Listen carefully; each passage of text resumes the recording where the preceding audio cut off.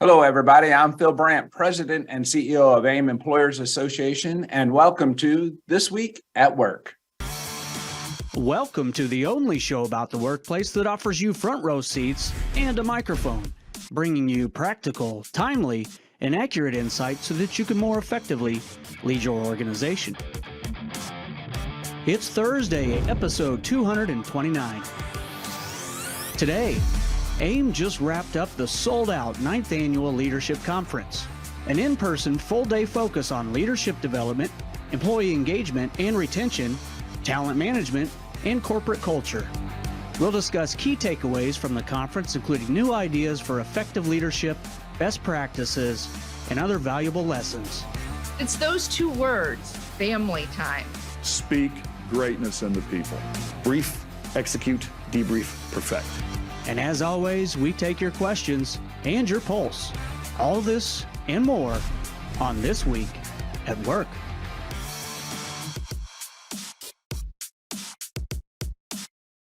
Oh, welcome back, everyone. Thank you for joining us. Bert, thank you once again for being the platinum sponsor at our amazing leadership conference yesterday. We're so happy to always have a partner like yourself and the Ogletree Law Firm helping out our members, many which I know are your clients. I was curious, Bert, did you look in the mirror this morning? No, I didn't. You have something on your shirt here today, Bert. I'm not sure, if you're aware of that or not, but I didn't want you to go out in public looking in an unintended way.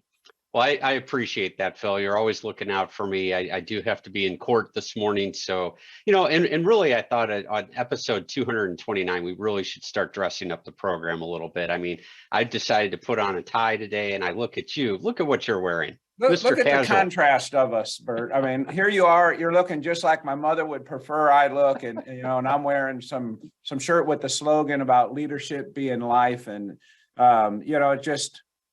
I think maybe that's what makes the program work is the contrast. I'm the beauty and you're the brains. I don't know. Phil, all I can say is I can't help that your mother is not happy with the way you turned out looking. I just can't help that. But I've been a disappointment most of my life to everyone I know. But anyway. Well, let me say that you guys were not a disappointment yesterday. Ogletree is happy to support your event. And let me say, AAIM knows how to throw a party. You guys did a great job. You had an unbelievable turnout at the program yesterday and really provided some absolutely great content, subject matter experts, presenting leaders from all over the community. It was a really great program. Congratulations. Yeah, well, thank you for that. I do appreciate it. I feel the same way. And I do think the employees here, Tim Sater, our Vice President of Marketing, and Debbie Seawester, who helps pull all those things together. And it really does take everyone but me to make it successful. And they just do a fantastic job. And, as I said yesterday, and it's funny, I get on stage and I can get emotional so easily because when you care, you really, it's not hard at all to have emotions come through. And I really do care. And I love our membership. And I'm so thankful for our employees that it starts to overwhelm me. And every year at that conference, I think we really just shine through on what they care about, and that is serving our members. And that's what fuels us. And, one thing with that, Bert, I want you to say hi to Barry Engelhardt. He's the Vice President of HR over at Store Supply, and he's a proud member of AAIM and been very involved in our local community and HR leadership, and someone I'm really honored to associate with. And he wanted to take some time and be on the program and just share some insight. So Barry, I want to say good morning to you. How are you this morning? I'm good, Phil. Thanks for having me, and I'm humbled by your kind words. Yeah, well, you're a great member, and you do a fantastic job with SHRM and the way that you play as a leader in our community. So thank you for being on the program.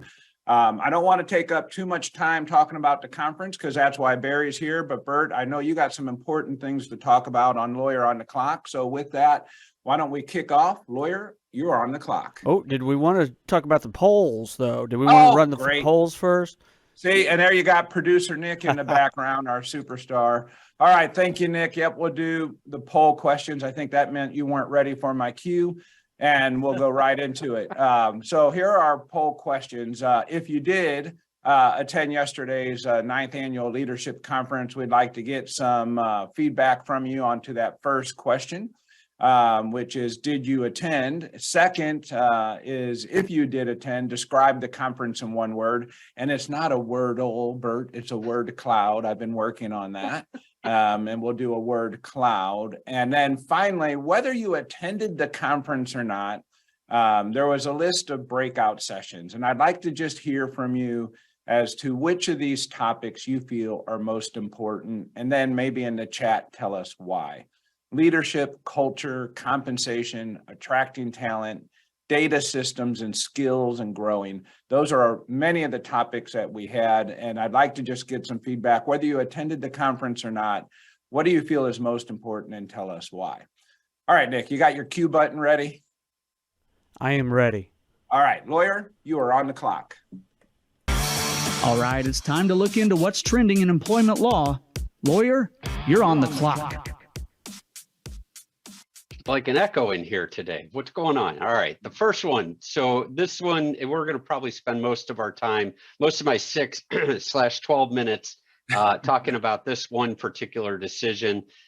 So last Friday, the NLRB, actually, this what's today? Thursday. So Monday, the NLRB issued a decision that changes the standards relating to discipline or discharge of workers who cross the line with offensive or abusive conduct while engaging in protected activity under the National Labor Relations Act. So this is a very significant decision in this case, and non-union employers, pay attention, because this is where I've been telling you on the program time after time that the NLRB is coming after non-union employers just as much as it's going after unionized employers.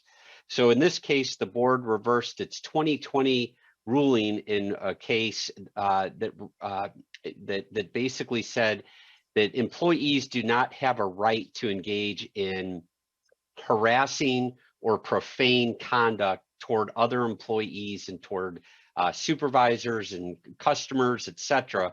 And they returned to a, quote, various setting specific, end quote, standards for determining when discipline or discharge is lawful for employee misconduct.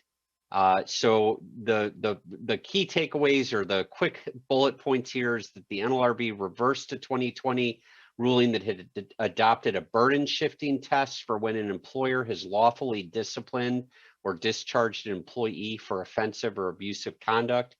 This new ruling is likely going to complicate disciplining or discharging workers for offensive or abusive outbursts in the context of National Labor Relations Act protected activity. And the board held that a prior setting specific test must be applied. So, all right, so Bert, you got to break this down into some layman's terms, because what I'm hearing from you is that this may give more freedom to union or non-union employees, maybe more so in the non-union workforce, to maybe use more profanity directed at a supervisor or coworker, and less ability for management to manage that out of the workplace with discipline. Yeah, that you're right on, Phil. So basically, we all know that employers are oftentimes confronted with situations in which an employee engages in an outburst or abusive conduct during otherwise protected activity. So, for example, you might have somebody that uses profane, sexually harassing, or racially inappropriate statements during collective bargaining negotiations, or on a social media post, or on a picket line if they're striking. And for many years, those outbursts were evaluated under multiple but slightly different tests tied to the setting of the outburst. And so the NLRB would say, well, what was the setting of the outburst? Was it in union negotiations? Was it when two employees were going to a supervisor to complain about the working conditions? Or was it just an employee just kind of talking off the cuff and using sexually harassing or racially insensitive language? And in 2020, the National Labor Relations Board harmonized its approach to those outbursts and established a consistent standard that applied across all cases involving abusive conduct in the course of Section 7 activity. And in that case, they adopted a test for such disciplines or discharge, which focused on the motive of the employer in taking the adverse action. And basically what the NLRB held, the Trump NLRB held, is that would the conduct get the employee fired absent the protected activity? And if the answer to that question is yes, then the discharge or discipline would stand. If the answer was no, then the discipline or discharge would be illegal. And so in this case, the board reversed that decision and basically said that Section 7 activity loses the protection of the act depending on the place of the discussion, the subject matter of the discussion, the nature of the employee's outburst, and whether the outburst was in any way provoked by an employer's unfair labor practice. And so what this means in layman's terms, Phil, is that profane, abusive, harassing conduct toward a supervisor may be justified according to the NLRB, depending on the employer's conduct and depending on whether the employee was engaged in protected concerted activity at the time of the outburst. Wow. Well, more to come on that. That is quite a shift. So I don't know, I'm interpreting that as maybe two wrongs make it right, which I was always told wasn't right, but we'll figure it out. That's a tough one. Stay tuned. More to be discussed on that. Yep. So another one I wanted to chat about real quickly is a decision that came down just in the last couple of days, where the NLRB also ruled that some employees have the right to wear Black Lives Matter insignia on their uniforms while at work. This is a very significant decision from a subsidiary of Kroger grocery stores.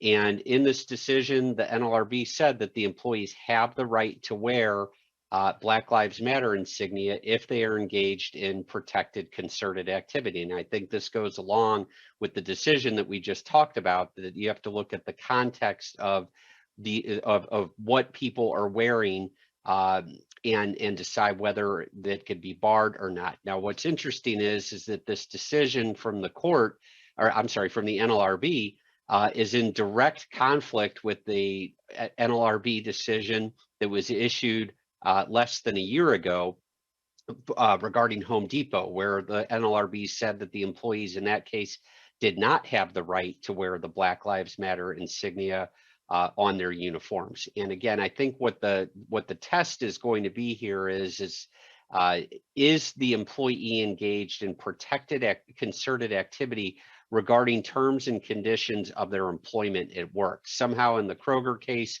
they were found to be wearing Black Lives Matter insignia to protest their own terms and conditions of employment, whereas in the Home Depot case, it was not protected concerted activity because it was more of just a political statement and didn't relate to the terms and conditions of employment. So the problem— You know how I would get around that? Just something that came to mind, and I can see it.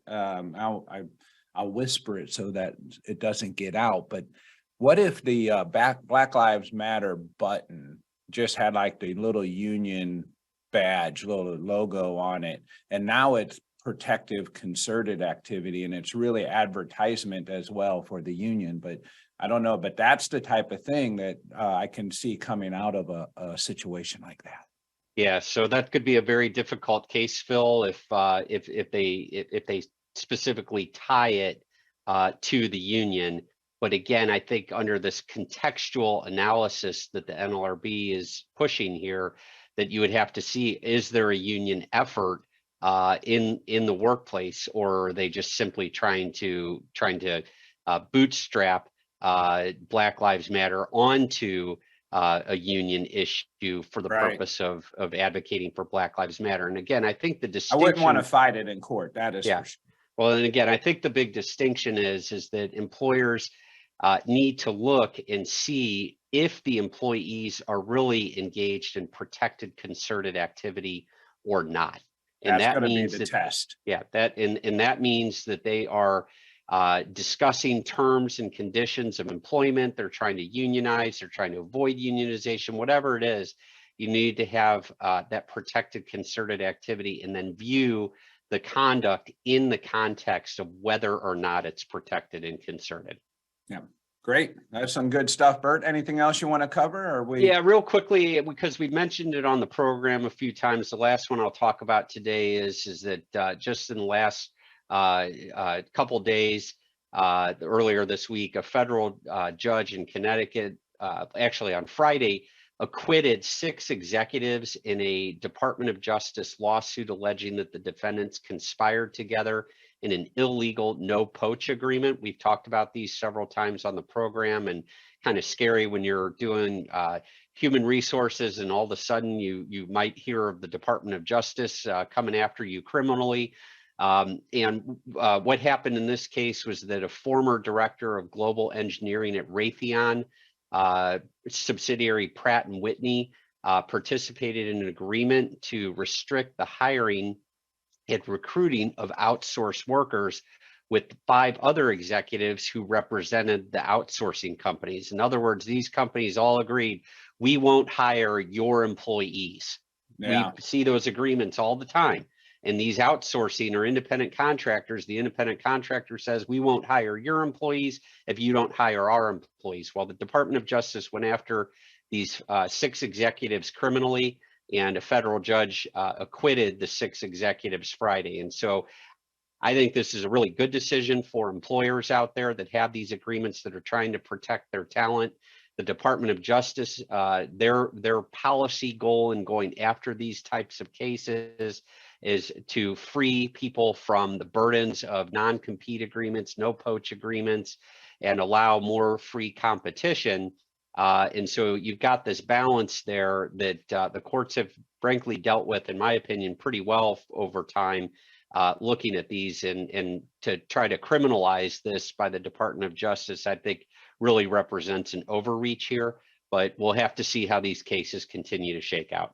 Yeah, I think it's going to be interesting because of, the talent availability that's predicted over the next 20 years is going to be, few and far in between. But I've just never had that problem. I've actually had employers go, hey, why don't you take him? And they're trying to pass me off to someone else. And they're going, no, that's okay. We really don't want him. So it'd be fun to be desired a little bit. Of course. Good stuff there. We'll keep everyone informed as we make life more confusing every single day for all of us. Yes. Great job, Bert. Thank you for Lawyer on the Clock. Nick, let's get to Filbert's Forum. You've just entered Filbert's Forum, where we peel the onion back and take a lighter look at the workplace. All right, here we have, Bert, we had this take a selfie booth, and the line was so long that people just didn't even want to wait in it. I don't know what else to say about the line, but we did get a few photos in there. And I will just say, kicking this off, I don't know if you did, but again, I got great compliments about the program. Several people even referred all the way back to listening when we were doing it every single day for an hour as we were addressing COVID. And just how much it meant to them. And I just wanted to share that. But here we have Jeannie. Jeannie, we debated how we pronounce her name. She's out there listening today on the program before, particularly after show program. And she came all the way in from Pennsylvania to be a part of yesterday's program. Oh my gosh. She learned about us through this program and was one of those listeners, and she got in there and took a picture with us at our selfie station. So I wanted to say good morning to her. She had her team there with her, and it was fantastic to meet a fan. And it's always very humbling when you get a chance to meet someone who's thankful for your help. So good morning to you, Jeannie. Thanks for sharing the photo. What else you got there, Nick? All right. Oh, yeah. And this was, remind me his name, Nick? This was Ahmad. Ahmad was a great help for us, and we were happy to have him, and he really saved the day several times. Good morning, Ahmad. Happy to have you a part of that program as well.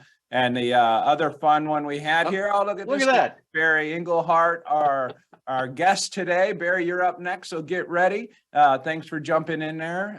This is our keynote speaker, Jack Becker, who was intense, and I want to get Barry's opinion of him, but I've not met a fighter pilot, actual combat fighter pilot, that's not intense. It probably takes a level of intensity to do that type of job, but lots of talent. There's a character we don't need to spend any time on. I don't know why he got in there. And then our most famous character of the day, Ted Lasso. And he made the Channel 5 news last night. I don't know if you were aware of that or not, but he was on Channel 5 last night following or just before the interview with Coach Donnie Campbell, who was also our keynote speaker we'll talk about. But that guy could grow a mustache faster than anybody I know right there. Great lineup Looking there, good. Nick.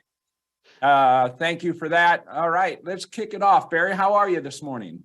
I'm doing great, thanks. I appreciate you getting up early and getting into the office and being a part of the program yesterday. I know we got a chance to chat. Want to kind of get maybe your thoughts on the program and which programs you attended and what were some of your takeaways? Absolutely. First and foremost, you guys threw one heck of a party, from walking in and fist bumping Louie to reliving my childhood nostalgia by watching a fighter pilot and aviators play Great Balls of Fire on the piano while I was old enough to have a tasty adult beverage at the conclusion. You guys hosted a great event, so congratulations to you, Tim, and all your team.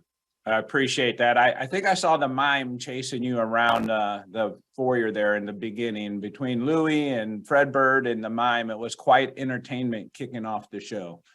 So let's just start with our first keynote. Go ahead, Bert. Phil, you brought it up. That was an awfully handsy mime. I'm not sure if that was appropriate in the workplace. I don't know that there's a lot, because he didn't actually touch, so we'd have to get into what these body gestures meant, right? All right. But we tried to keep him in a box. He spent a lot of time trying to get out of a box.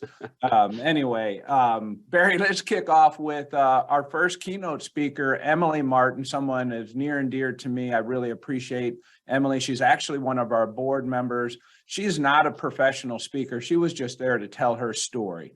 And I'm just curious what you thought of Emily. Well, if she's not a professional speaker, she held her own with the professional speakers on the lineup. It was very humble, very strong storytelling, just to hear her family legacy, to hear about her running the electrical as her family was building a house as she was 9 years old, and mowing the lawn at her family's business growing up, to where she's came, was just an exceptional story. I think the biggest thing I took from her is just how much she was able to be a professional generalist and trust and empower and support all the specialists surrounding her. And because of that, how strong her teams became and how much they rallied around her because she rallied around them. It was just a beautiful story, and trust, vulnerability, and success as a result. Yeah, that I think that is well said, a professional generalist. And I know we have a lot of generalists in the HR profession. Bert's very much a generalist, and most of the time he's like, I don't know, we got to call someone who knows something.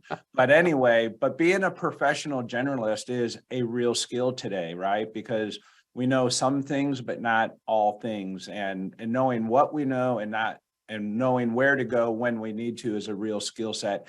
And that characterizes Emily very well. Super smart lady, law degree, owning her own woman-owned business, winning tons of award, and then making the extremely tough decision and moving her fourth generation family business into the family fold of Guaranteed Electric.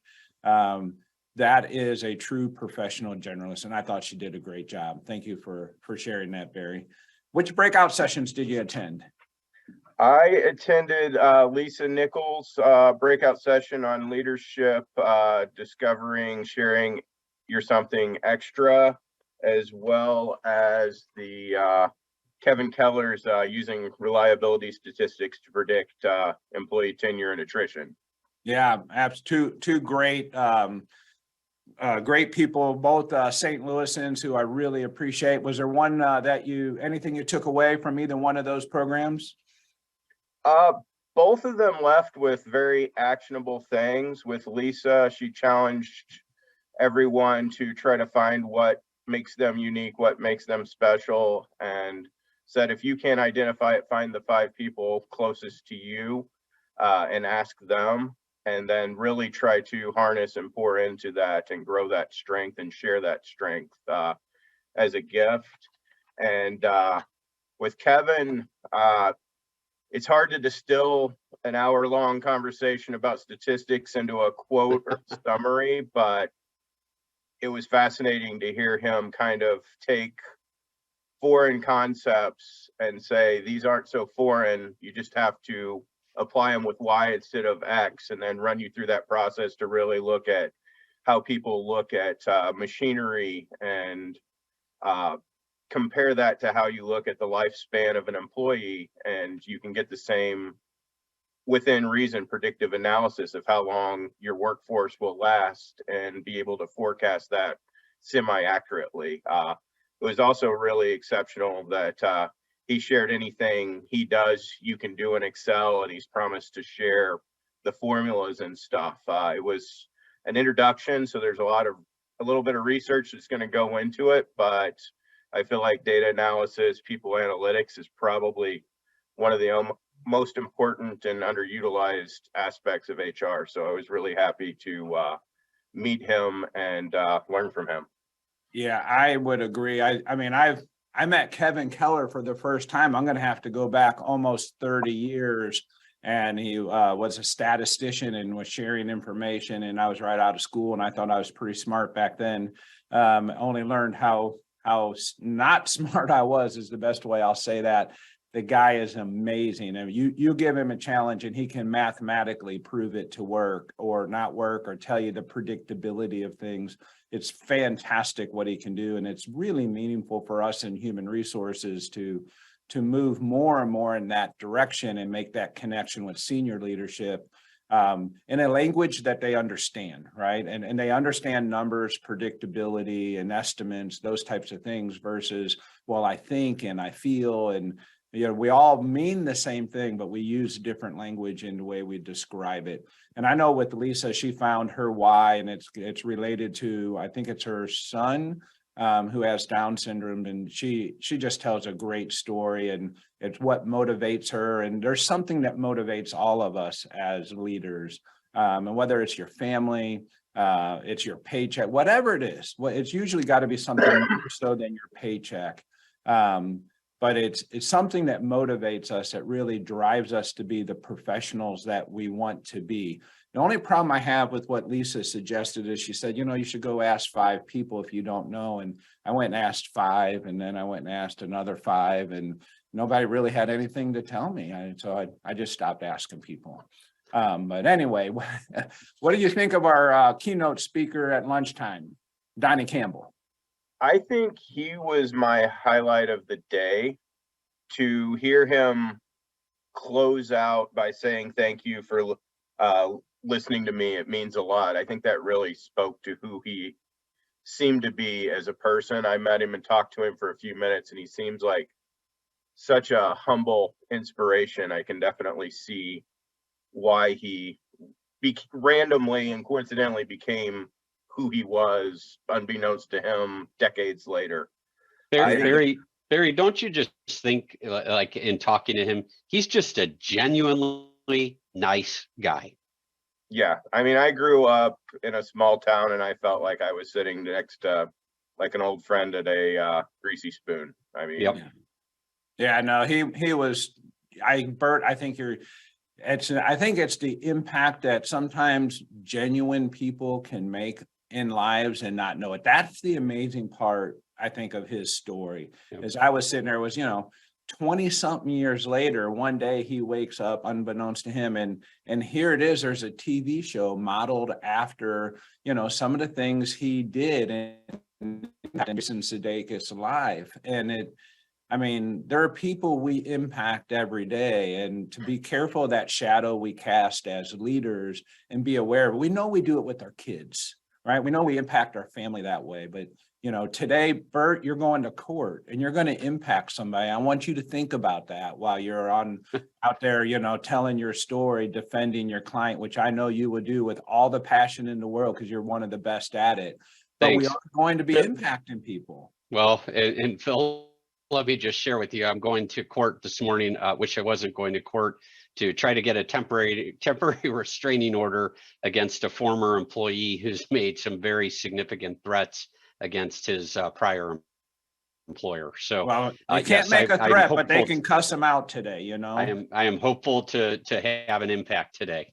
Yeah, I believe you will, because you are one of the best at it, and I do mean that sincerely. And I know Barry, I look at the impact that he makes as a leader. He's involved with SHRM at a high level and really has helped pull together some great events and does a great job with a lot of passion. And he's a great member of ours and participates in the roundtable. And Barry, appreciates, I think that core of a human being, and that's what Donnie Campbell appreciated. And we should all keep that in mind. We cast a shadow and we're making an impact even when we don't know it. Let's wrap it up with Jack Becker. Barry, what'd you think of our fighter pilot?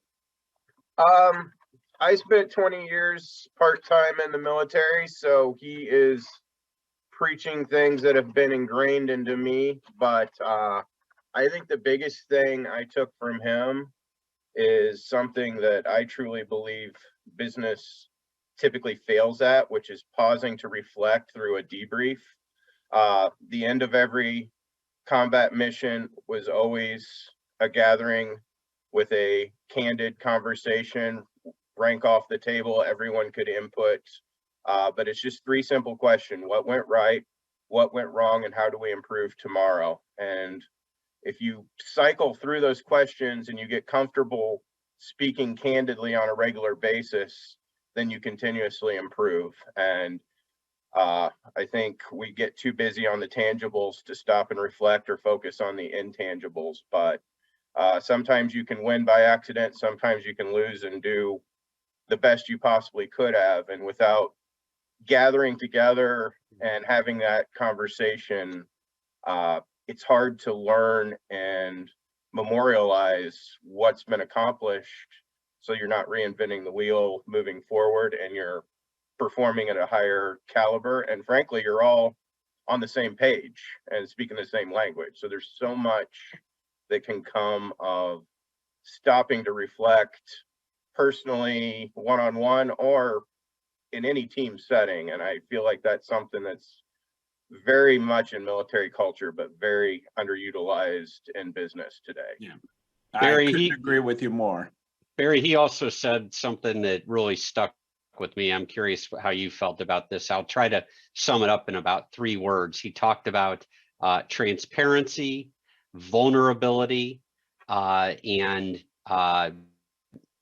well, I can't even come up with a word with it. Transparency, vulnerability, and wingman. That's the third word I was looking for. And what I took from those 3 words, he didn't say them in a summary form like that, but really being receptive to criticism in order to be able to improve, and not getting offended when people criticize you, because up there in combat in the air, if you make a mistake, it could be life or death, not just for yourself, but for a lot of other people, potentially people on the ground who you're supporting, etc. And so he talked about this, where his wingman might criticize him for something, and his response is, "Thank you for having my back on that," or "Thank you for pointing it out." What'd you think about that piece of it? I think it's exceptional. I think from an outsider looking in, or even 10 years ago, you spoke the word vulnerability and everyone was like, "Oh, this is Brene Brown fluffy stuff." And I think it's really not accurate. I think you can't have candor without trust, and you can't have trust without vulnerability. So I believe while there's been a lot of growth in that topic and a lot of bringing it to the forefront about how important it is. And I couldn't agree more. And wingman, I mean, having someone's back, supporting others. I mean, I think Donnie Campbell is a prime example of the more you pour into others, the more you will eventually have a cup that overflows, not by design, but because of the circumstances you've proactively created for yourself. Yeah. Guys, I think next year we're going to talk about Barry Yeah. being up on stage. I think those are some great takeaways, Barry. I'm very appreciative for what you do in our community and helping employers across the region. And I know those people there at Store Supply must appreciate the things you do as well. Bert, I wish you the best and luck today. I see Lane's made some comments here in the chat. I just want to say, Lane, thank you so much. She couldn't make it. She's in Indianapolis, but she sent a couple of her staff members all the way from Indy to participate in the conference. We had people coming from really all around the region, as far away as Pennsylvania, Indianapolis, some from up north, a few from down south. And it was a fantastic event. Once again, thank you to my team for pulling it together. And we will be back here. We didn't get a chance to go through the poll questions. I will post them on my LinkedIn page. You can check that out. And we'll be back here next week, 7:30 Central Time. See you then. Thank you. Thank you once again for tuning in to This Week at Work.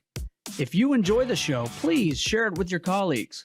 Forward our invites. Share the link, aimea.org/thisweekatwork, or follow or subscribe wherever you get your news and entertainment, like LinkedIn, YouTube, Spotify, Apple Podcasts. We're everywhere you are. And you can be part of the show. Send your questions and comments anytime to info@thisweek.work. We'll see you next week, 7:30 a.m. Central Time, when we discuss what's happening this week at work.